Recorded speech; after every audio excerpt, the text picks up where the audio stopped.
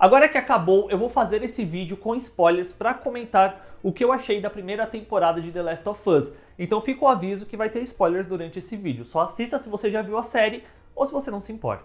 A série, que tem como criadores o Craig Mazin de Chernobyl e o Neil Druckmann, que é um dos criadores do game original, da história original, habita um lugar curioso pra mim, porque eu sinto que, ao mesmo tempo que eu acho uma ótima série, uma boa adaptação, ao mesmo tempo eu não morri de amores pela série, eu não sinto que o que eu tava vendo foi crescendo conforme a temporada foi passando.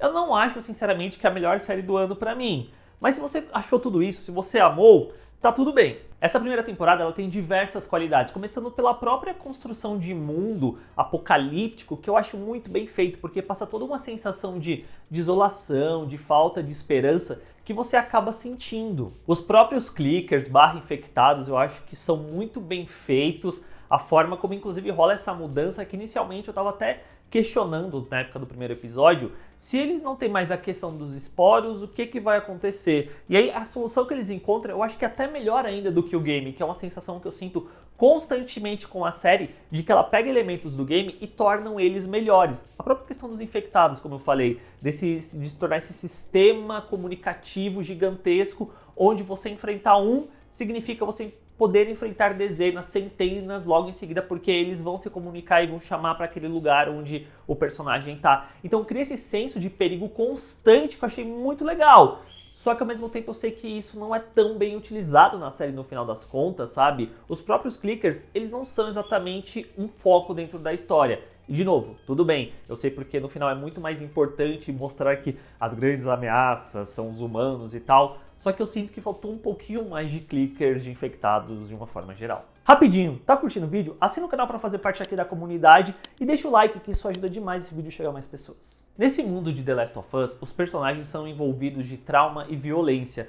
Parece até o meme da Jamie Lee Curtis na época da divulgação de Halloween, que ela só falava "It's about trauma, trauma, trauma". Basicamente é isso. Todos os personagens que a gente cruza o caminho nessa jornada, eles lidam ou carregam traumas, e a forma que eles encontram para tentar resolver isso ou não é através da violência. E onde muitos desses personagens estão sempre em duplas, que serve para trazer a questão das conexões que existem quando o mundo simplesmente deixou de existir como a gente conhecia. O que sobram são as conexões, são as famílias que a gente vai fazendo pelo caminho, e também como esses personagens servem como espelhos narrativos, tanto para o Joe em primeiro lugar, mas eu sinto que para Ellie também. O Sam e o Henry, a Caitlin e o Pierce, ou o irmão morto, o Tommy e a Maria, o Bill e o Frank, a Tess, a Riley, a Sarah.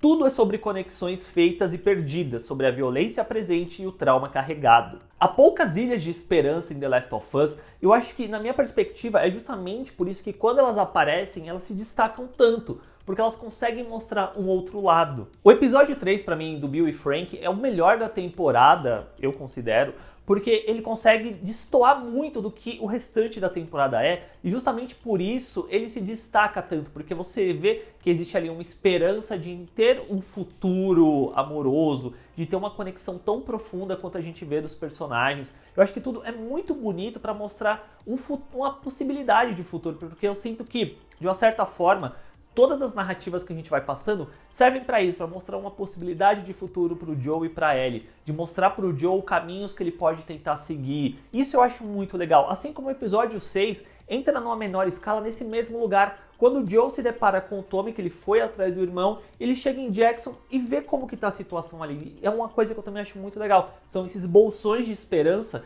que existem ao longo dessa primeira temporada de The Last of Us. O que traz um dos pontos que eu mais gostei na série é que ela traz diferenças em relação ao material original. E não é só no sentido de, porque sim. Porque, eu sinto que adaptações são necessárias, mas ao mesmo tempo, The Last of Us está num lugar muito confortável, porque o game por si só, ele já tem uma história muito bem redondinha, ele já é muito cinematográfico, que traz até um outro ponto que eu não gosto muito, que eu sinto que tem algumas passagens que são tão iguais, no sentido técnico mesmo, eles nem tentarem às vezes pensar em como filmar isso de uma outra maneira, de trazer uma outra técnica, que eu acho que fica num lugar muito confortável, fica num lugar muito seguro, que é quando eu menos gosto, eu confesso, porque quando é exatamente transposto igualzinho de um lugar para o outro, eu não sinto muita necessidade. Mas aí quando eles encontram um lugar para poder criar alguma coisa, para expandir essa história, eu acho que é quando ela mais cresce, porque ela passa a trazer nuances, ela passa a aumentar o universo, torná-lo mais rico. E é justamente aí que eu acho que a série, pra mim, em diversos pontos, acaba ficando melhor do que o próprio game. Tipo, o começo do primeiro e segundo episódio eu achei muito legal. A questão fora dos Estados Unidos, eu queria que tivesse mais, porque eu achei que ia se tornar uma constante da série. Essas aberturas frias, como cold opens, como falam, que você mostra uma situação meio que externa, alheia àquilo que a gente está acompanhando principalmente. Mas servia para construir esse mundo de The Last of Us. Eu senti isso muito bacana. Só que aí depois eles meio que esquecem, o que é uma pena. Toda a questão do Bill e Frank eu achei muito legal. Toda a questão do arco da represa que eles colocam direto para Jackson e a relação com o Tommy, eu achei isso muito bacana. Até mesmo no último episódio, a origem, que a gente tem por colocar assim, da Ana dando à luz a Ellie, morrendo em seguida, e a relação dela com a Marlene. Eu queria um pouco mais disso, eu confesso. Mas todos esses são os elementos que expandem a história, tornam ela muito mais legal de ser acompanhada. E eu sinto que isso até resvala em certo nível no próprio Joel e na Ellie. A escalação de Pedro Pascal e Bella Ramsey são excelentes porque os personagens, por mais parecidos que eles sejam com as versões originais, ainda assim são diferentes, há diferenças. E muito disso reside na forma como esses atores interpretam quem são esses personagens dentro do contexto da série.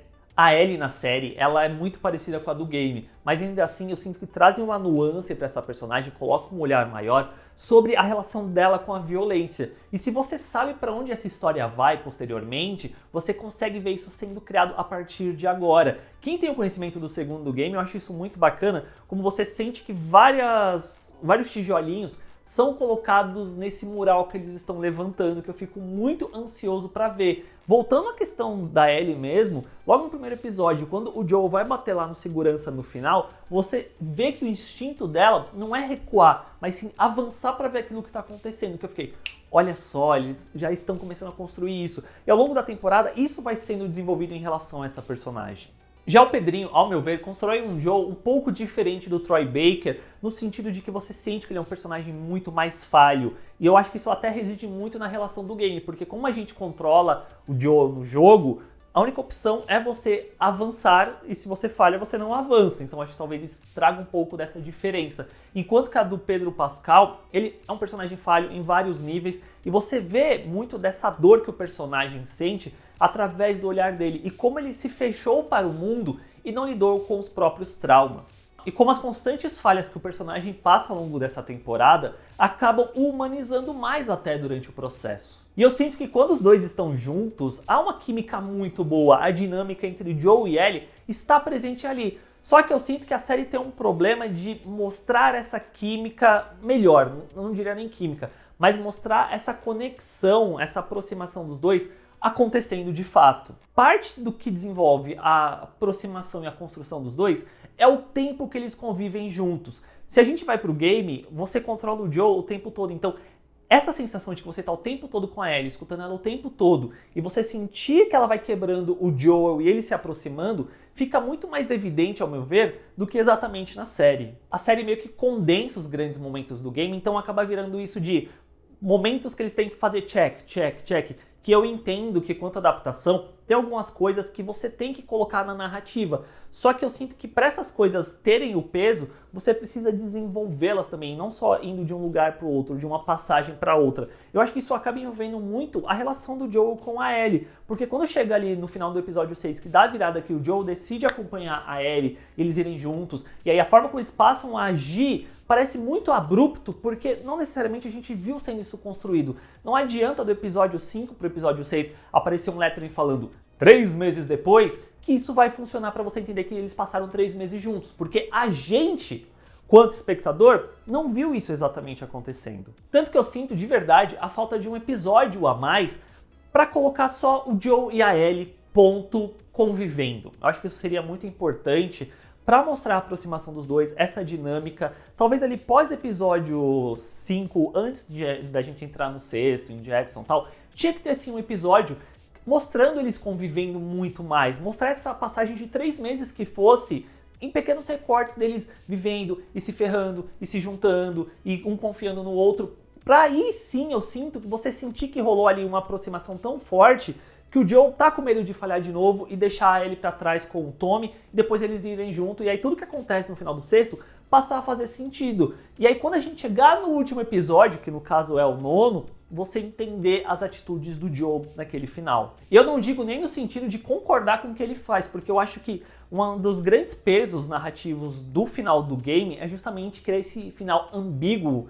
em torno da atitude do Joe, dele ter feito o que ele fez com os vagalumes, dele ter mentido pra Ellie. Você fica, putz, eu concordo com isso, eu não concordo com isso, o que eu sinto em relação a isso.